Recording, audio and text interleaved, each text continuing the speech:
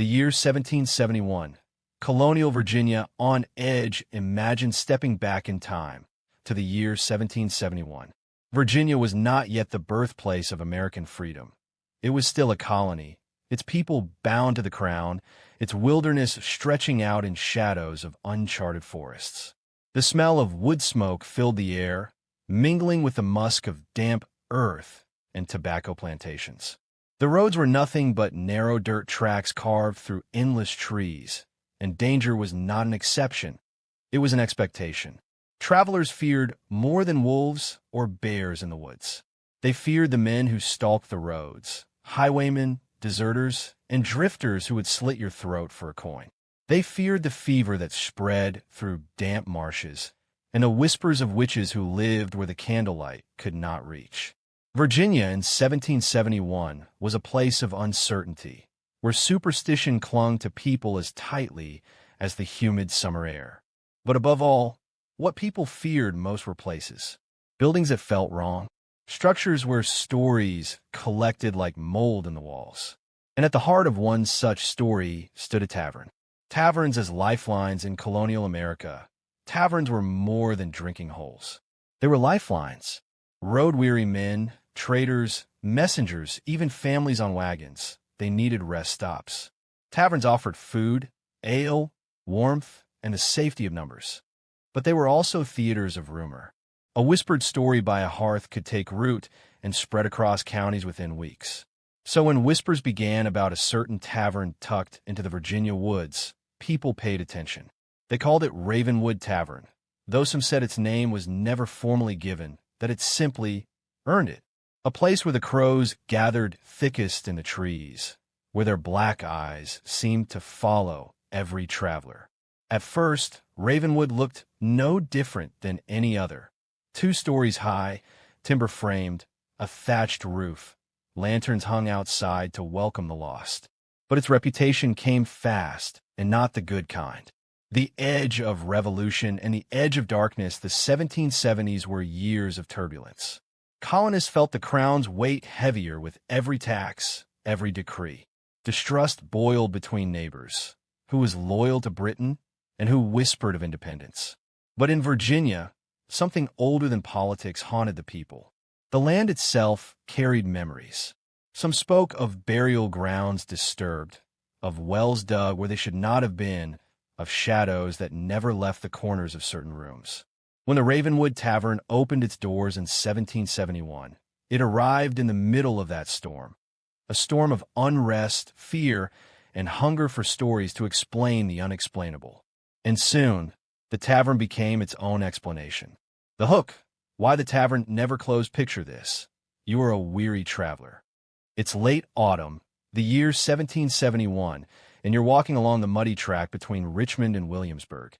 The night is falling quickly, and the forest groans with the weight of owls and the snapping of unseen branches. Then you see it, lantern light, warm and golden, flickering through the trees. Relief floods your chest. A tavern, a fire, ale to quench your thirst, a bed to keep you off the cold ground. You step through the door, greeted by laughter, music, the smell of roasted meat. The fire roars. You take a seat, and the innkeeper smiles, his teeth yellow, his eyes just a little too sharp, but welcoming nonetheless. Hours pass in warmth and drink, and the last thing you remember is the firelight fading into black. The next morning, your horse waits outside. Your belongings are untouched, but you are gone. Not your body, not your face. You. The tavern door swings shut, and your name, already written in the ledger, never leaves it again. This was the story whispered in Virginia in 1771, a tavern that never closed because its guests never left. Virginia's uneasy reputation, it might sound like folklore, but Virginia had long carried a reputation for strangeness. Settlers told of ghosts from the starving time of Jamestown. Others spoke of entire settlements vanishing into the woods, their fires still smoldering, their tables still set. These weren't just ghost stories. They were warnings. A reminder that this was a land where the old world's order had no hold. So when rumors spread about Ravenwood, people believed them, not because they were gullible, but because they had seen too much already. The land devoured people, and sometimes it didn't spit them back out. Elias Crowe appears, and at the heart of Ravenwood's story was a man named Elias Crowe. The name itself sounded like a warning, like something plucked out of Scripture. He was said to be a large man, broad-shouldered, with a booming laugh that made his tavern feel alive. But the closer you got to his eyes, the colder he seemed. Locals whispered that Crowe was not born in Virginia, that he came from the north, or perhaps from across the sea, bringing with him old country superstitions. Some claimed he had been a gravedigger. Others swore he was once a minister defrocked for speaking to the dead. Whatever his truth, Elias Crowe built Ravenwood on soil that even native tribes avoided. And within weeks of its opening, travelers began disappearing. A colony divided between reason and fear. Here's the strange part. Colonial officials in Virginia didn't know what to make of it. Some dismissed the disappearances as accidents, runaways, robberies, wolves in the forest. But others, the ones who visited Ravenwood themselves, returned uneasy. They described the tavern as too lively, too loud, too bright, as if it wanted to draw people in. One even noted that the air inside felt heavier, like a church during a funeral.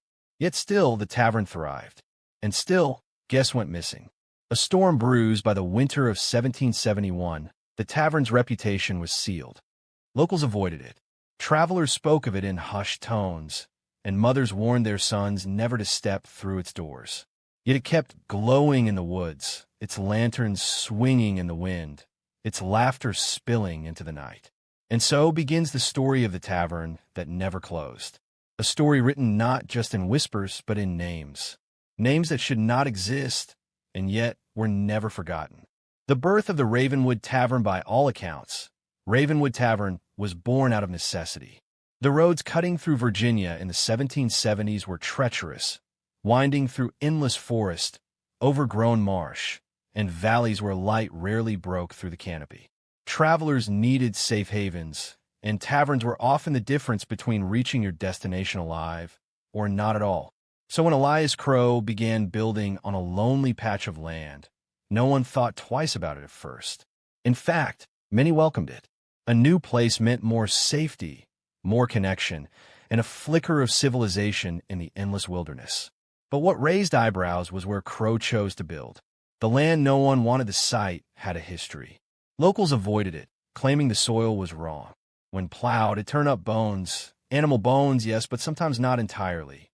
Children were warned never to wander there, for they said the trees whispered in a tongue older than English. Native tribes who once roamed the region avoided the clearing altogether. Some said it had been a burial ground. Others said the earth had been cursed after blood feuds, its roots drunk on violence.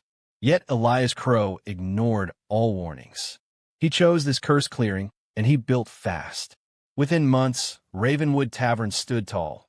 2 stories, rough timber, a heavy stone hearth, and shutters that rattled in the slightest wind. To the weary eye, it looked inviting, a promise of warmth and ale, a place to stop before the dark closed in. Crowe's welcome. Elias Crowe was a man of contradictions. He was charismatic, always quick with a laugh and a heavy pour of drink.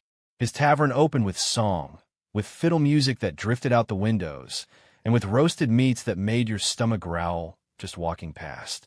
But behind his cheer, people noticed things. He never spoke of his past. He never answered where his coin came from.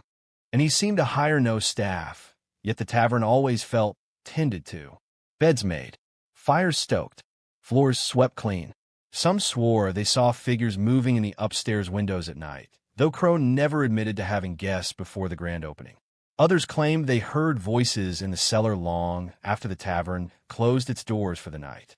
Still, travelers came. The promise of safety outweighed suspicion.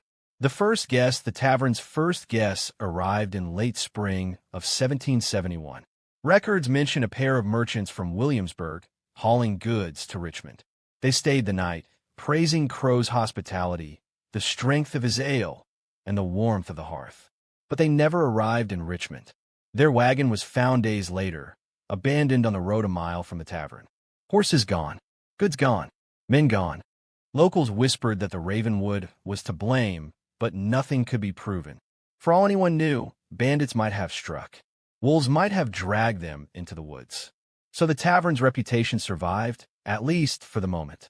The uneasy hearth, the Ravenwood Tavern, became a paradox. By day, it was lively, filled with drink, song, and travelers exchanging news of the colonies. By night, it shifted. People swore the air grew heavy, as if the hearth's warmth was only a mask. Some guests left before dawn, muttering that they could not shake the feeling of being watched. One story tells of a peddler who slept in the common room by the fire. When he awoke, every candle had burned low except one. In its dim light, he swore he saw figures seated at the empty tables, silent, still, and staring. He fled before the sun rose, leaving his goods behind. Another tale speaks of a woman who took a room upstairs. The next morning, she was found wandering the woods barefoot, her eyes blank, muttering over and over, "The well is hungry. The well is hungry." She was never the same again. A tavern that drew people, and here's the strange thing. Despite the whispers, the Ravenwood kept drawing guests. Some said it was because of Elias Crowe's charm, his booming laugh, his strong drinks, his uncanny way of knowing exactly what a traveler craved after a long road. Others believed the tavern itself lured people in, its lanterns brighter than any others, its hearth too warm to resist. And perhaps that was the truth, because travelers who swore they would only stop for a drink often ended up staying the night. And sometimes they never left at all. The ledger appears. Every tavern kept a ledger, a book of names, dates, and rooms rented. Elias Crowe's ledger was no different. At first glance, it was ordinary, but soon it became the subject of quiet dread, because names appeared that should not have been there. Men and women who were confirmed dead in nearby counties had signatures written in Crowe's hand. Dates didn't match. Sometimes names repeated, as if the same traveler had returned again, decades later. When asked about it, Crowe would laugh. "People forget," he'd say. "The road plays tricks on a man's memory." But no one laughed with him. Unease among locals. By autumn of 1771, locals had grown wary. Few Virginians would willingly set foot inside Ravenwood. Farmers and hunters swore they heard laughter spilling from its windows, even on nights when the tavern was dark. Some claimed that when the shutters slammed in the wind, they heard voices behind them, as if the wood itself was speaking. And yet, the tavern remained, always open, always burning with firelight, and always waiting. A foreshadowing, the Ravenwood Tavern was no ordinary stop on the road. It was a mouth, opening wider with every guest that walked through its door. And though whispers spread, and some warned others to avoid it, the tavern only grew in power. Because once you entered Ravenwood, it was very hard to leave. The strange guests who never checked out. By the end of 1771, Ravenwood Tavern had already gained a reputation, but it was the disappearances that sealed its legend. Travelers went in, and sometimes never came out. The stories are fragmentary, pieced together from colonial reports, local gossip, and a few surviving diaries. But taken together, they form a chilling picture. The disappearing brothers, one of the earliest and most disturbing cases, involved the Burrell brothers, two young men from Henrico County. They were farmers' sons, known in their parish as hard workers, good with horses, and never prone to trouble. In November of 1771, they set out on the road to Williamsburg, carrying with them a small chest of tobacco and cured meat to sell. They were last seen by a ferryman, who swore they were heading toward the stretch of road where Ravenwood stood. They were never seen again. Weeks later, their horse was found grazing near a stream. Their chest was gone. But what chilled neighbors most was this. A hunter swore he spotted the brothers inside the tavern, weeks after they had disappeared.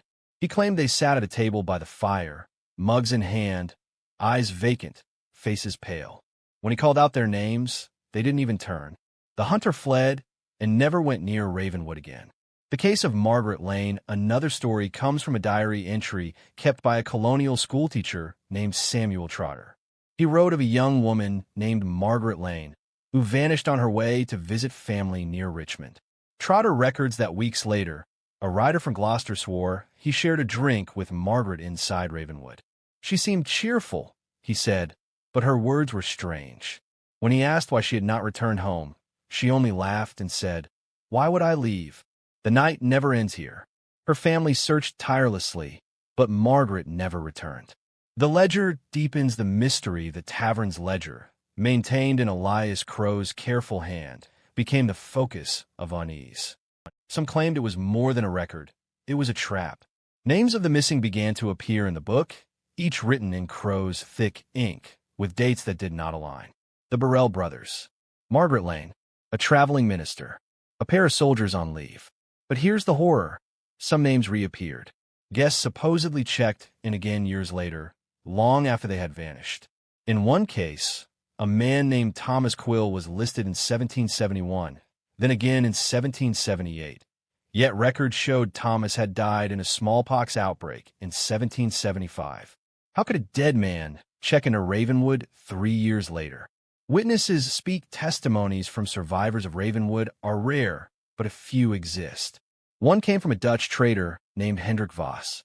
He stayed only one night, but later told anyone who would listen that he awoke at midnight to find his room filled with people standing around his bed. They did not speak, did not move. They only stared. Their faces were pale, their eyes darkened like bruises. When he lit his lantern, the figures melted into the walls as though they had never been there. He left at dawn, abandoning half his goods. His warning was simple. The tavern feeds on you, even if you leave alive. Another account came from a Virginia militia scout named Edward Mallory. He swore he saw a group of revelers inside the tavern one stormy night, laughing, drinking, singing along to fiddle music. But when lightning flashed through the windows, their faces changed. For a moment, Mallory claimed, he saw rotting flesh where skin should have been, mouths opening too wide as if screaming beneath the laughter.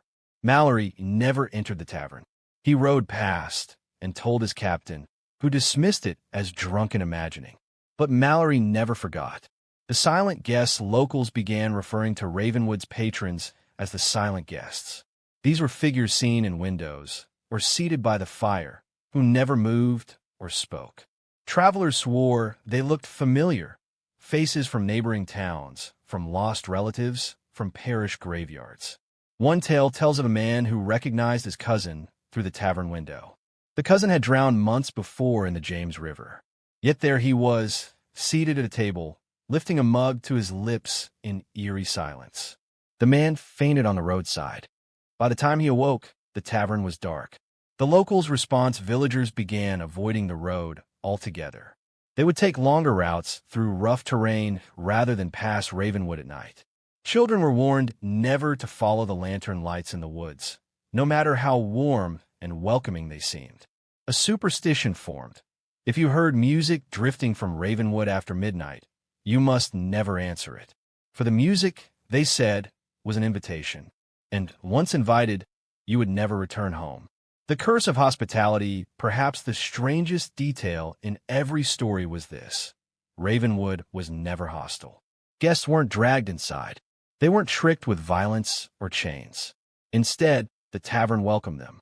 It gave them exactly what they wanted: warmth, drink, laughter, companionship. But once inside, time seemed to blur. Hours stretched into days. Days stretched into silence. And eventually, the guest was gone. Some say Elias Crowe struck a bargain. Hospitality in exchange for souls. Others claimed the land itself demanded offerings, and Crowe was simply its keeper. Whatever the truth, the effect was always the same. Guests entered Ravenwood alive. Few ever left the same. The whisper of numbers. By early 1772, local gossip claimed as many as 20 people had vanished in connection with Ravenwood. Colonial officials dismissed the number as exaggerated. Yet when pressed, they could not account for the missing. And so the whispers grew. Ravenwood wasn't just a tavern anymore. It was a gate. A place where the living and the dead mingled, where names lingered on ink long after bodies were gone. And still, the laughter carried through the woods. A keeper with secrets. Elias Crowe. If Ravenwood Tavern was the stage, then Elias Crowe was its master of ceremonies. Every story, every disappearance, every chilling whisper seemed to circle back to him. Some saw him as nothing more than a shrewd tavern keeper.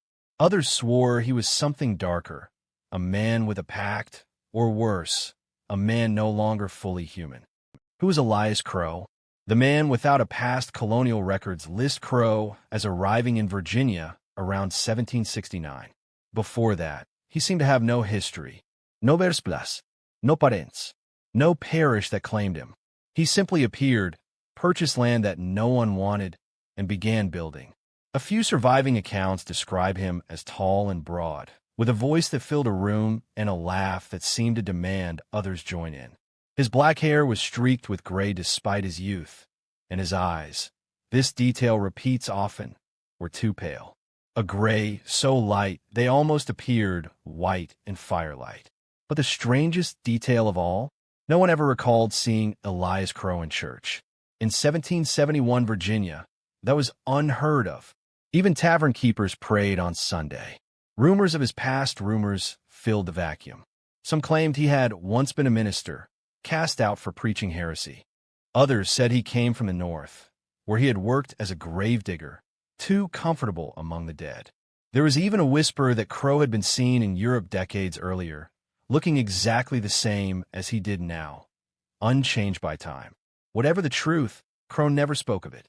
When asked about his past, he would smile, pour another drink, and say, "A man is born the day he builds his own roof.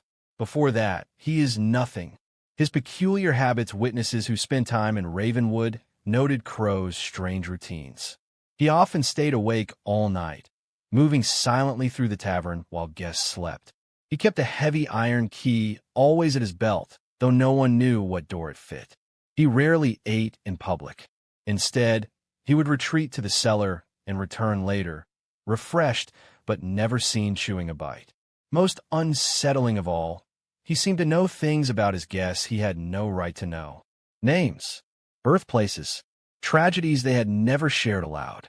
One merchant wrote in his journal that Crowe greeted him by name before he ever introduced himself. The merchant fled after only one drink. The cellar that shouldn't exist, the tavern cellar, became the subject of local fear.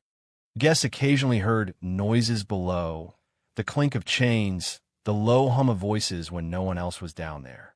One traveler swore he saw Crowe dragging a heavy sack down the steps at midnight. Another claimed the ground near the tavern's well trembled faintly, as though something beneath the earth shifted restlessly. Crowe forbade anyone from entering the cellar. He claimed it was for storage, dangerous for strangers. Yet many believed the true heart of Ravenwood lay below, in those stone-lined walls, where no guest dared go. The keeper's charm despite the unease, Elias Crowe held a magnetic pull.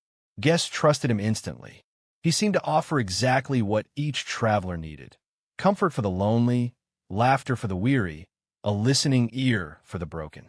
Some wondered if it was mere charisma. Others believed it was something else, a lure, a glamour, a spell woven into his very words. Because once Crowe fixed his pale eyes on you, it was said you could not easily look away. A tavern without staff, another mystery, surrounded Ravenwood. It seemed to run without staff.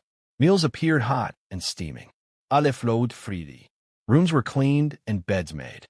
But no one ever saw servants, cooks, or barmaids. Only Crowe. A few guests swore they caught glimpses of figures moving in the shadows, blurry, silent, half-seen. Perhaps staff. Perhaps not. One man described a woman carrying a tray of bread who vanished before his eyes when he blinked. Crowe never explained. He only laughed when asked. The house takes care of its own. The question of the ledger, then, there was the ledger. Every tavern needed one, but Crowe's was different. He guarded it jealously, locking it away at night, keeping it close during the day. Guests noticed how often he wrote in it, even when no one had arrived. Those who glimpsed its pages swore the ink shimmered strangely in the firelight. Names were written that did not belong, dates that made no sense. Some even claimed the handwriting changed, as if written by many hands, though all swore Crowe kept the book himself. One chilling rumor suggested Crowe was not recording his guests, but claiming them, writing them into the ledger as though their lives belonged to him now. Encounters with authority. Colonial officials tried, more than once, to investigate Ravenwood. After the Burrell brothers' disappearance, A local magistrate dispatched 2 men to question Crowe. The men entered Ravenwood one rainy night. Witnesses saw them cross the threshold, but they never returned. When a magistrate demanded answers, Crowe appeared in court in Williamsburg, calm, polite, and perfectly composed. He denied any wrongdoing, claiming the men had left his tavern safely the next morning. No evidence could contradict him. And yet, days later, both men's names appeared in the Ravenwood ledger. The keeper of the well, perhaps the most haunting detail of all, connects Crowe to the old well on the property. Locals claimed the well had been there long before Ravenwood, a circle of stone that marked a place best left alone. They said Crowe would stand at the well for hours, speaking softly into its depths. Some swore they heard voices answering back, a faint chorus rising from the darkness below. Was he communing with something, feeding it? Or was the well itself the true master of Ravenwood, and Crowe only its keeper, a man or something more? By late 1772, people no longer asked if Elias Crowe was guilty of murder. They asked if he was even a man at all. His pale eyes, his endless energy, his uncanny charm, his missing past, it all painted a picture of something inhuman wearing human skin. Some said he had made a bargain with the land, offering up travelers to whatever lay beneath the soil. Others swore he was a revenant, a man already dead who lingered in our world by feeding on others' lives. But whether devil, ghost, or cunning criminal, one thing was certain. As long as Elias Crowe stood behind Ravenwood's bar, the tavern would never close, and its guests would never truly leave. Folklore of the land, spirits, witches, and cursed soil long before Elias Crowe set foot in Virginia. Before Ravenwood's timber was raised, the land itself already carried a reputation. Every generation in the colonies had its ghost stories, but the soil beneath Ravenwood was different. It wasn't just feared, it was avoided. Native warnings, surviving fragments of oral history, suggest that local tribes considered the clearing where Ravenwood would later stand to be a place of disharmony. One tale tells of a hunting party that vanished there in the late 1600s. Another describes strange lights drifting among the trees, like lanterns carried by unseen hands. When settlers pushed deeper into Virginia, some native guides refused to travel the road that skirted the clearing. One reportedly warned, "The ground eats men there. It remembers their names." To the settlers, it sounded like superstition. But to the tribes who lived with the land, it was a truth as old as the trees themselves. The cursed well at the heart of Ravenwood's legend was its well. Long before the tavern was built, a crude ring of stones marked the spot. Early settlers believed it had been dug not for water, but for ritual. Some even called it a talking well, because if you dropped a stone into its depths, you could hear faint echoes that didn't belong. By the 1700s, no one drew water from it. Farmers swore their animals sickened when given the well's drink. A boy who fell into it in 1712 was never recovered, though his cries were heard long after the search was abandoned. When Elias Crowe chose the site for his tavern, neighbors begged him to fill in the well. He refused. Instead, he built Ravenwood directly beside it, and the well became part of the tavern's grounds. At night, witnesses swore they saw Crowe leaning over it, whispering. Some claimed the whispering was not one-sided. Colonial witchcraft and fear the 1600s had burned with witch trials in New England, and though Virginia was less infamous, belief in witchcraft ran deep. Odd illnesses, spoiled crops, or strange deaths were often blamed on curses. Women who spoke too boldly, men who lived alone, anyone who didn't fit neatly into the parish could find themselves accused. So when Ravenwood's reputation spread, many colonists reached for the same explanation: witchcraft. Elias Crowe must have bargained with the devil, they said. He must have written names in his ledger, not his records, but his spells. One minister's letter to his congregation described the tavern as a house of perpetual Sabbath breaking, where spirits of the dead walk as if among the living. He urged his parishioners to avoid it, calling Crowe the devil's innkeeper. Spirits of the woods, the forest around Ravenwood held its own stories. Hunters often spoke of will-o'-the-wisps, blue lights that flitted between trees, luring travelers off the path. Skeptics said it was swamp gas. Believers said it was the work of restless souls. And near Ravenwood, the lights were seen more often than anywhere else. Some even claimed they moved in patterns, circling the tavern like sentinels. One chilling account tells of a farmer who followed a wisp into the clearing and found himself standing at Ravenwood's door. He swore he had been walking for hours, yet the tavern appeared in an instant, lanterns already lit as though it had been waiting. The curse of blood and soil, another layer of folklore, tied Ravenwood's land to blood. Stories told of an old feud in the late 1600s when rival settlers fought over the clearing. One family slaughtered another in a single night, their bodies buried in shallow graves. Locals believed the soil drank their hatred, poisoning the land forever. This belief gave rise to a saying, "Where blood is spilled, the earth grows thirsty." And in Ravenwood's case, the thirst was never quenched.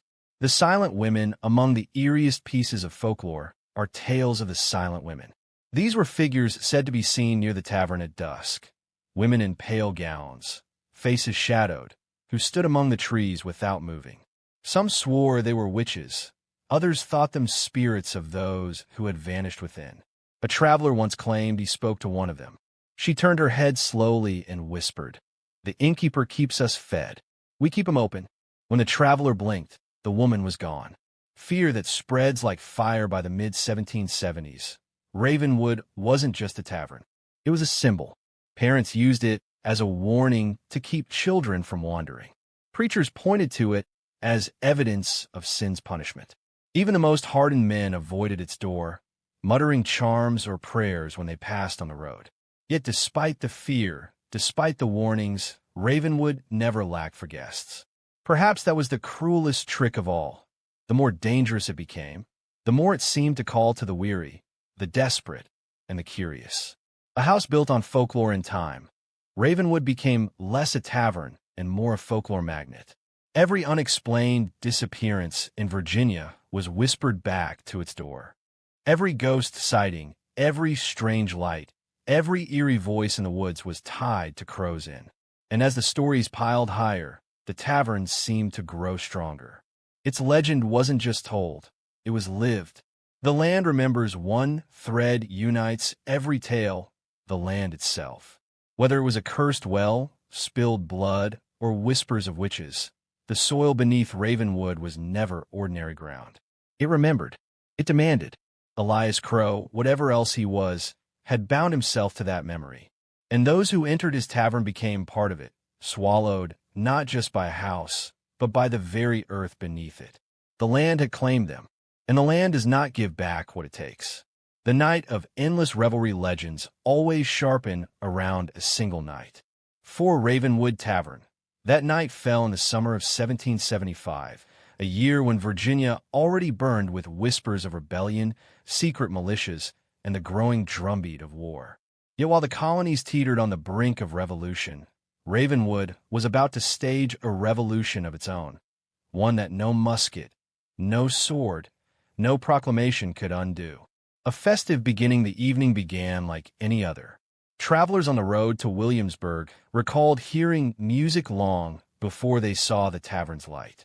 A fiddler played quick, jarring reels that carried through the trees like the sound of a swarm.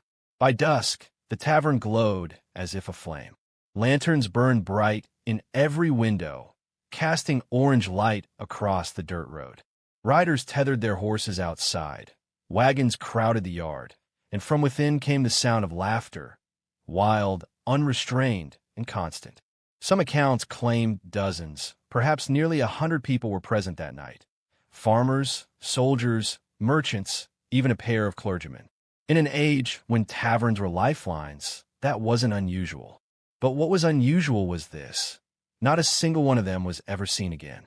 The innkeeper at the center, witnesses who passed by later swore they saw Elias Crowe himself at the door, ushering guests inside with a smile too wide for his face. They described his voice as sweet and coaxing, yet edged with something metallic, like a blade hidden in silk. He promised drink, warmth, and celebration.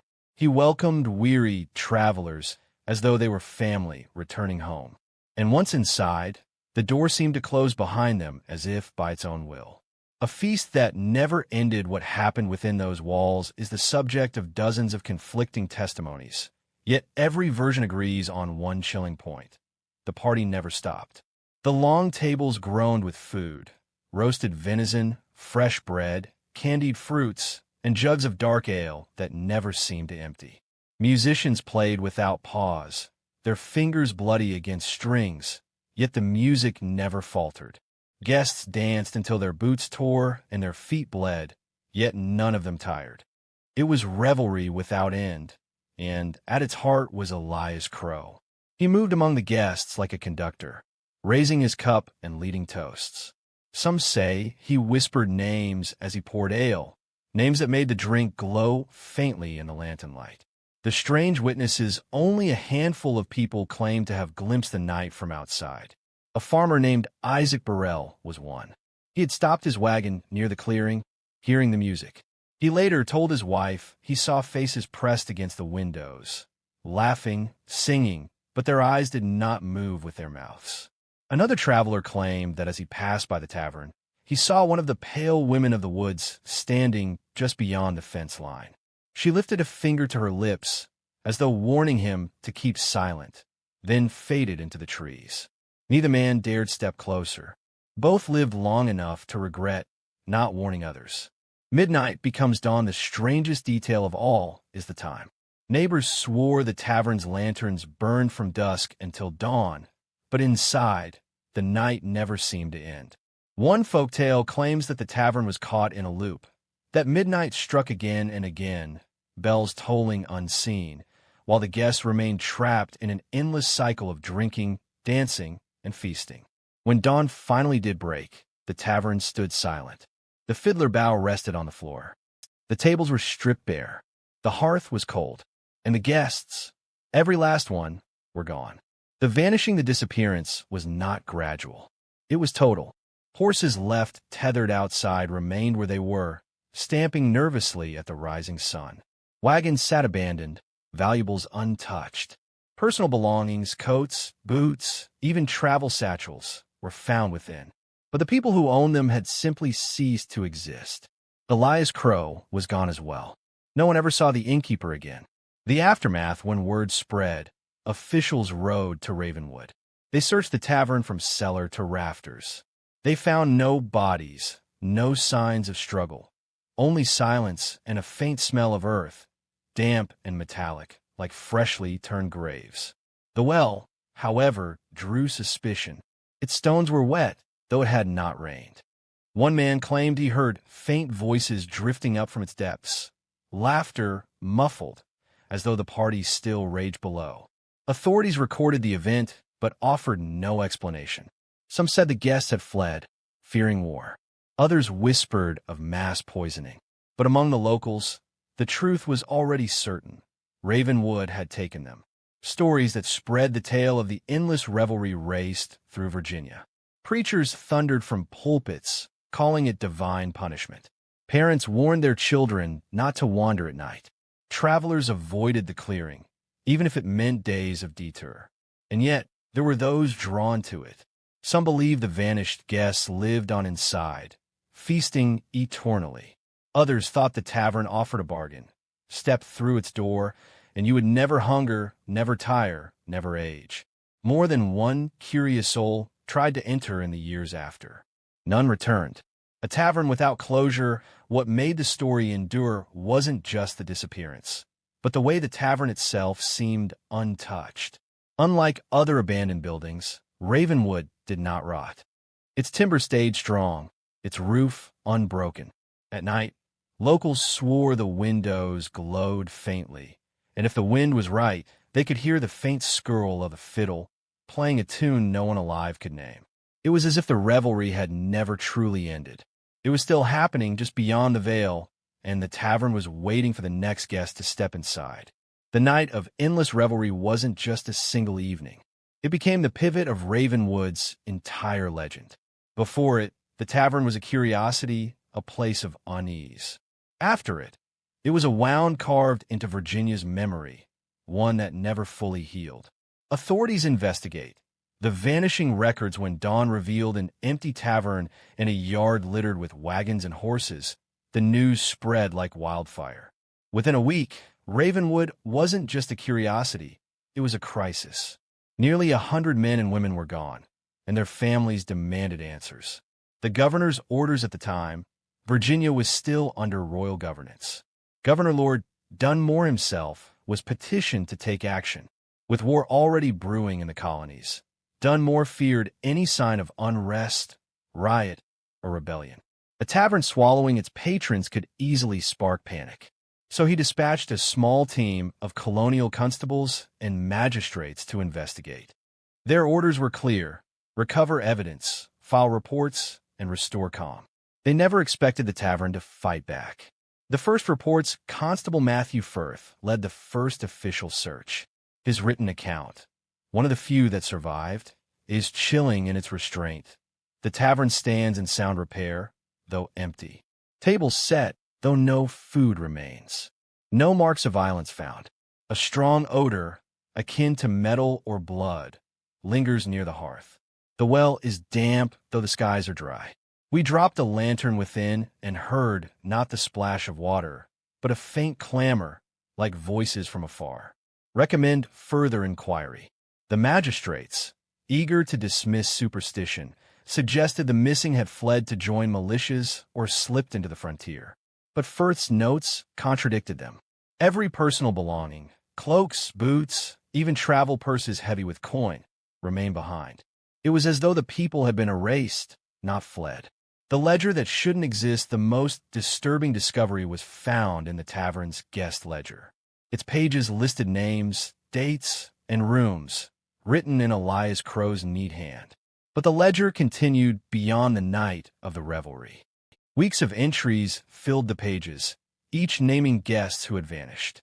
And stranger still, some names belonged to men and women who were documented alive and well elsewhere in Virginia during those very weeks.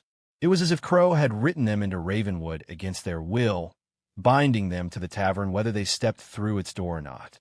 One magistrate tried to seize the book and deliver it to Williamsburg. His horse returned without him. The saddlebag was empty. The ledger was gone. The disappearing investigators, the investigation collapsed as quickly as it began. 2 constables vanished on separate nights while guarding the tavern.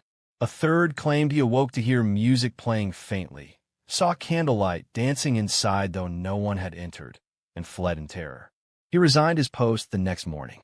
By autumn, families of the missing began writing desperate letters to the Colonial Council. Many of these records are lost, but fragments survive. We beg you, do not send our sons to war while their wives lie lost in that cursed house. Better the king's soldiers take us than the devil's innkeeper keep us. Yet officials quietly withdrew their men. The risk of losing more was too great. Suppressed records by 1776, rebellion consumed Virginia. Dunmore fled, colonial government fractured, and Ravenwood slipped through the cracks of history. But whispers suggest something more deliberate. The records were buried. In private collections, rare scraps survive. Half-burnt ledgers, fragmented testimony, letters from families that speak of the inn that swallows. But official archives are conspicuously thin. It's as though Ravenwood was deliberately erased from memory. Why? Some claim the new revolutionary leaders wanted no distraction from war. Others believe officials feared Ravenwood could not be explained without admitting something supernatural, something that would shake faith in both God and government.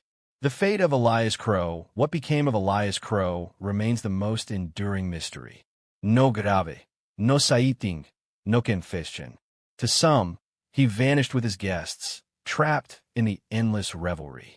To others, he escaped, ledger in hand, continuing his dark trade elsewhere under another name. One chilling folktale suggests Crowe walks still, disguised as an ordinary innkeeper, waiting for unsuspecting travelers. The only clue to his presence, a ledger with names written too neatly, as though penned by a hand that never trembled, never aged. The last official attempt, one final document, survives in a private collection, the Journal of Reverend Thomas Greaves, dated 1778. He wrote of leading a party of 6 men to consecrate Ravenwood with prayer. They sang hymns outside its door, sprinkled the threshold with holy water, and demanded the devil release the captives. At midnight, the tavern shutters flew open. From within came laughter, louder than any hymn, shaking the walls. Reverend Greaves wrote that his men fell to their knees, clutching their ears as the sound grew unbearable. He himself blacked out. When he awoke, he was alone. The tavern door stood ajar, but the room within was empty.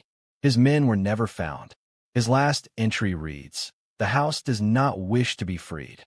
It feasts not on bodies, but on memory. The more we speak its name, the stronger it grows. For the love of God, may these pages never be read." The journal ends there. The vanishing records by the 1780s, Ravenwood was no longer in official maps or county logs. Property deeds around the clearing list the land but omit the tavern. It had become a ghost not just in wood and stone, but in paper and ink. Yet the legend never died. Farmers swore the glow still rose at night. Travelers whispered of music in the trees. And families of the missing carried their grief like an open wound, telling the story from one generation to the next. It was as if Ravenwood had devoured not only its guests, but also the truth of its own existence. The authorities tried to bury Ravenwood. They failed, and in their silence, the tavern's legend only grew stronger. The Silent Years, a building that refused to die when the last investigators vanished and the colonial government collapsed into revolution. Ravenwood Tavern slipped into silence. Yet unlike other abandoned inns, it did not rot, sag, or crumble. It stood, year after year, like a sentinel waiting for something or someone to return. A house left behind, neighbors expected the tavern to decay. Wood in Virginia does not last long against damp summers and brutal winters. But Ravenwood's beams stayed straight. Its roof held firm. Even the paint on its shutters seemed less weathered than it should have been. Farmers whispered that the tavern drank the rain, fed on the sun, and healed itself at night. They said it wasn't abandoned, it was resting. The glow in the windows, the strangest reports came from those who lived nearest the clearing. By day, the tavern appeared lifeless, its door barred, its yard overgrown. But at night, candlelight flickered in the windows, sometimes faint, sometimes bright enough to bathe the road in orange glow. One widow swore she heard fiddles playing when she went to fetch water from her spring. Another farmer claimed he saw silhouettes at the tavern's upper windows, swaying as if in dance. When brave souls ventured close, the light vanished. The house looked dark, shuttered, and empty until they retreated again, when the glow returned, as though mocking their fear. The Forbidden Crossing parents began telling their children a rule: never cut through Ravenwood's clearing after dark. Better to take the long road through the swamp than risk catching the tavern's eye. A saying grew among locals: if you see the light, it has already seen you. This fear hardened into tradition. Young men dared each other to step onto the porch at night, but few lasted more than a minute before bolting. A handful never came back at all. Their names became part of Ravenwood's growing legend. A strange preservation decades passed. America won its independence. Generations rose and fell. Yet Ravenwood remained. Travelers noted how odd it was that the tavern never collapsed, never burned, never surrendered to ivy or moss. It stood there like a wound that refused to heal. Some swore its shutters shifted over the years, as though someone inside occasionally opened them for air. Others believed the tavern rebuilt itself, plank by plank, whenever storms struck. A hunter once claimed he saw a shattered window mend itself like flesh. No one could explain why time refused to touch the house. The silent pilgrims, despite warnings, some sought it out deliberately. Families of the missing often returned, standing in the yard with lanterns, whispering their loved ones' names. They said they felt a presence, warm, familiar, pressing close, as if their kin stood just beyond the wall.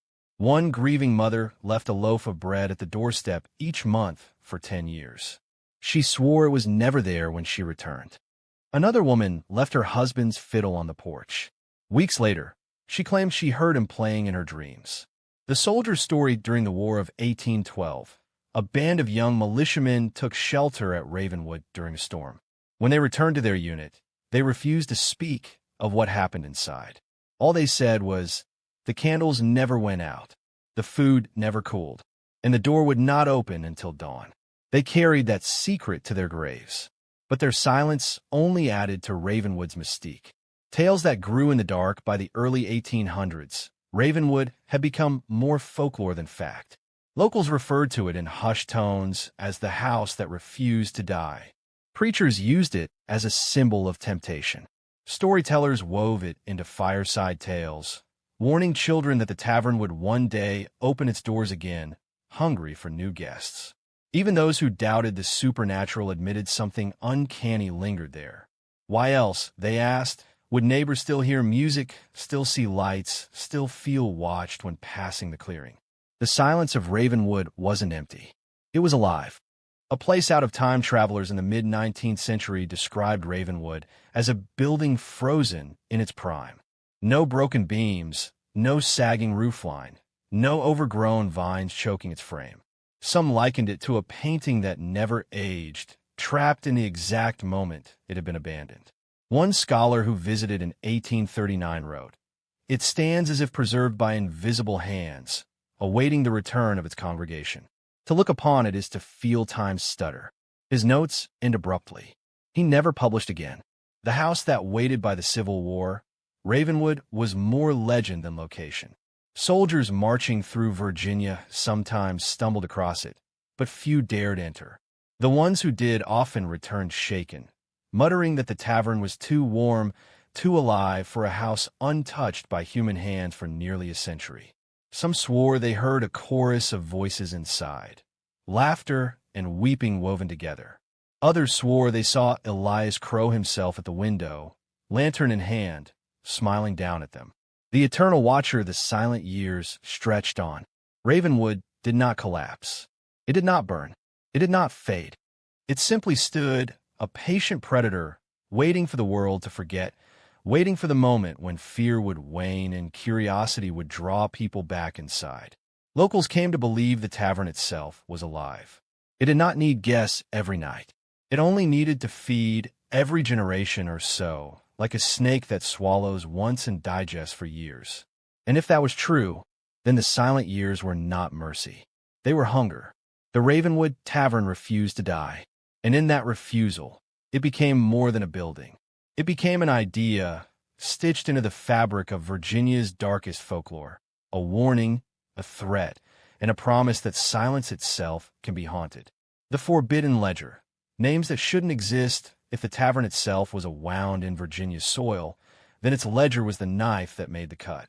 To understand why Ravenwood never faded, you have to understand the book, a simple guest log that somehow defied time, memory, and even death.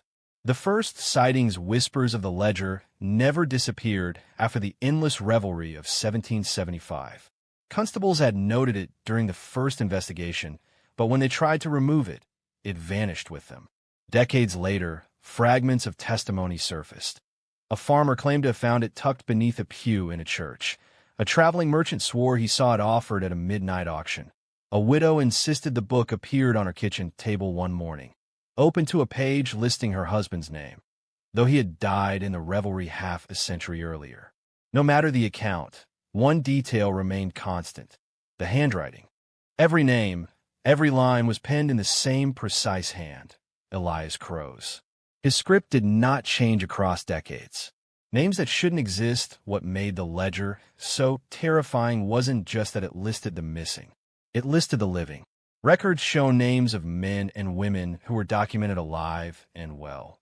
Farmers, soldiers, even politicians. Yet the ledger marked their stay at Ravenwood, often years before their actual deaths. One chilling case involved Colonel Henry Fairfax, a respected veteran of the Revolution. His name appears in the ledger under the date 1781, noting him as a guest in room 3. But Fairfax was verifiably alive, fighting at Yorktown that very year.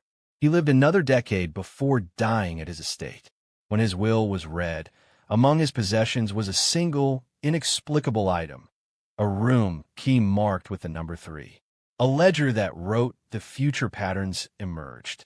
Names written in the book were often followed, within years, by inexplicable disappearances, sudden deaths, or madness.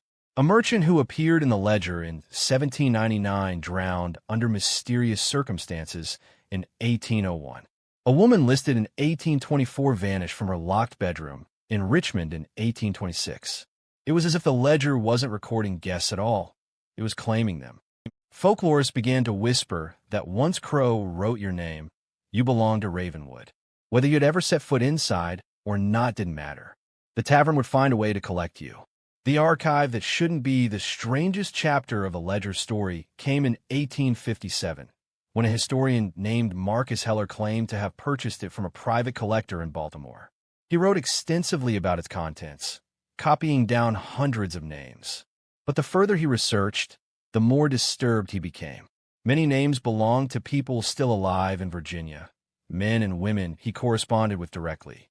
And yet, one by one, those he wrote to either vanished or suffered sudden, unexplained deaths within weeks. Heller himself disappeared later that year. His house was found abandoned, papers scattered. The ledger was gone.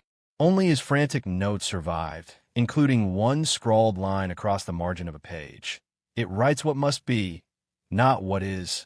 The names that return, one of the most unsettling claims, is that names sometimes reappeared. A woman who had already been marked once and died in a carriage accident was said to be written again decades later, under the exact same date, as though time itself had looped. Another story tells of a man who discovered his grandfather's name in the ledger, only to later see his own name written directly beneath it, as if the tavern had already chosen the next of kin. This gave rise to the belief that the ledger wasn't just claiming individuals, it was consuming bloodlines. The ledger in modern hands, by the 20th century, stories of the ledger shifted from colonial records to whispered encounters. A librarian in Richmond swore she found it misshelved in the archives, though no entry label existed. She touched its pages and felt them pulse like living skin. A college student in the 1960s claimed the ledger appeared in her dorm room after she wrote a thesis on Ravenwood. She flipped through the pages and found her professor's name written under the date of the following week. The professor died of a sudden heart attack days later. The student never finished her degree.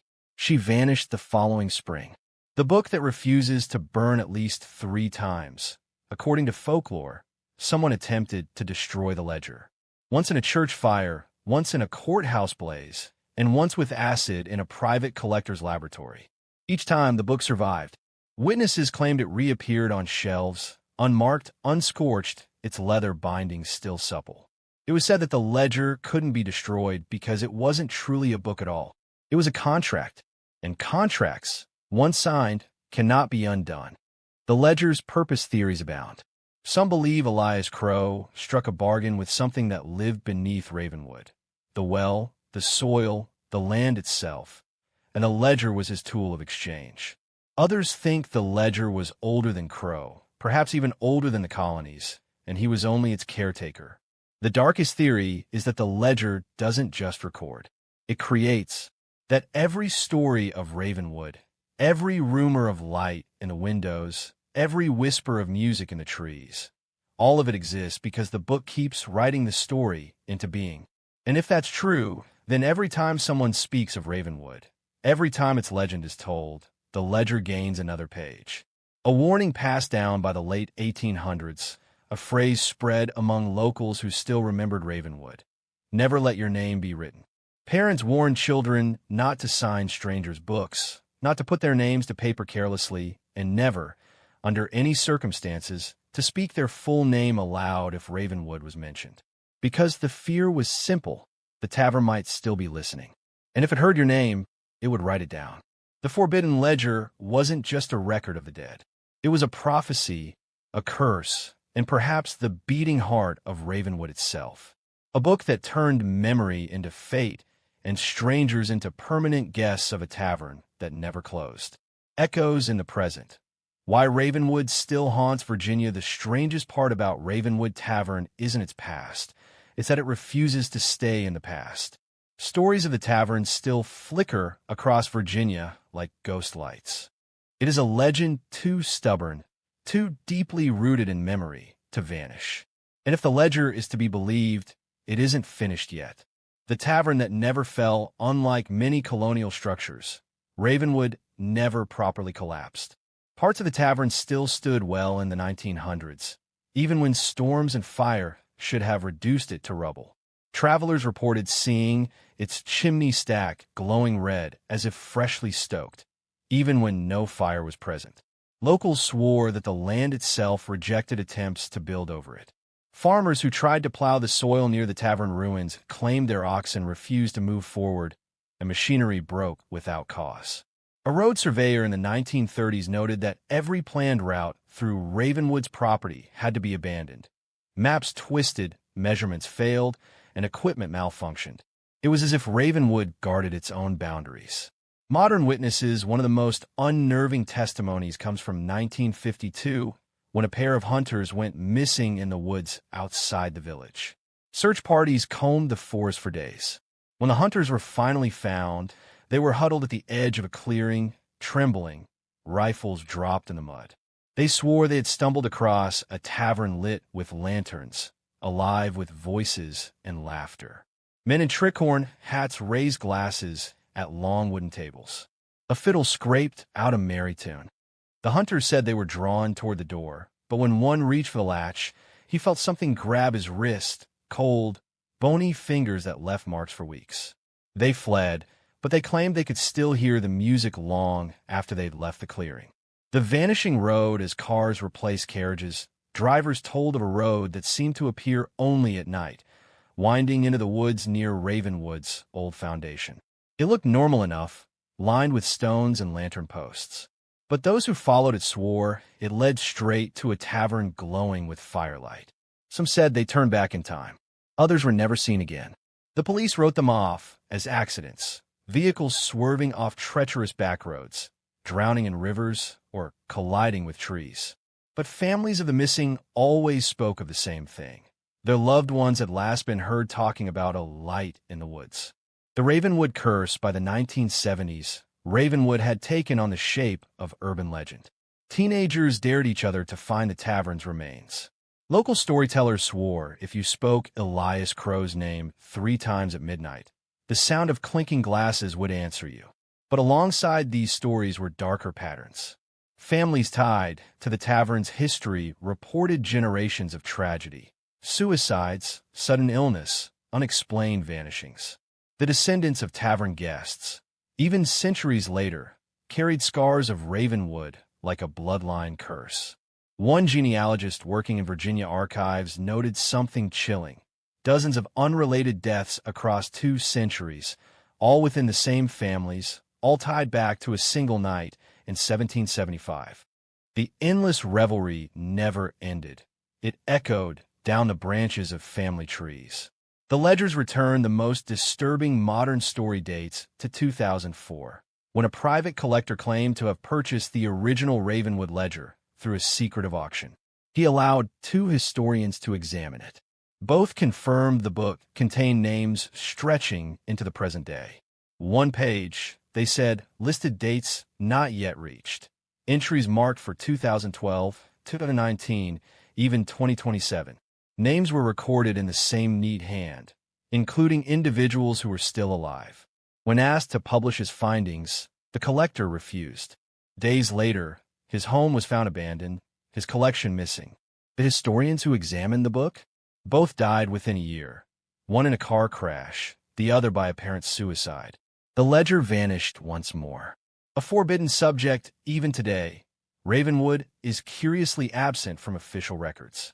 Historical societies in Virginia skirt the subject, refusing to list it among colonial landmarks. Some archivists admit, off the record, that certain files on Ravenwood were deliberately removed from state libraries. Why? Because the story has a way of repeating itself. Write too much, speak too loudly, and Ravenwood listens. It waits. In fact, locals still whisper a warning. If you visit the ruins, do not bring a notebook. Do not write your name. Do not sign anything. Paranormal investigators naturally. The legend has drawn ghost hunters and thrill seekers. A paranormal group filmed an overnight stay near Ravenwood in 2016. Most of the footage is ordinary. Static shots of trees, faint whispers in the wind. But the final hour of their tape is disturbing. The group is heard laughing, drinking, talking over fiddle music that wasn't there minutes earlier. Their cameras pick up lights flickering through the woods, like lanterns swaying in the dark. The footage cuts abruptly. None of the investigators were ever seen again. Their equipment was found scattered at the edge of the ruins. The final frame? A notebook on the ground, pages flipping in the wind. The last page shows their names, written in that same old script. Why Ravenwood still haunts Virginia. Ravenwood Tavern endures not because it was a building, but because it became an idea, an eternal host, a feast that never ends, a ledger that never runs out of names. It represents the dangers of unchecked hospitality, of bargains struck with forces beyond understanding, of the thin veil between celebration and damnation. And maybe that's why the tavern never truly died. Because people keep telling its story. Each retelling, each whisper, each curious step into the woods keeps the embers burning, keeps the glasses clinking, keeps Elias Crowe at his post behind the bar. A final warning: if you ever drive the back roads of Virginia on a cold autumn night and see a warm glow through the trees, if you hear music where no house should be, or laughter drifting on the wind, do not follow it. Do not knock on the door. Do not accept the drink offered, because Ravenwood is still open, and its guests never leave.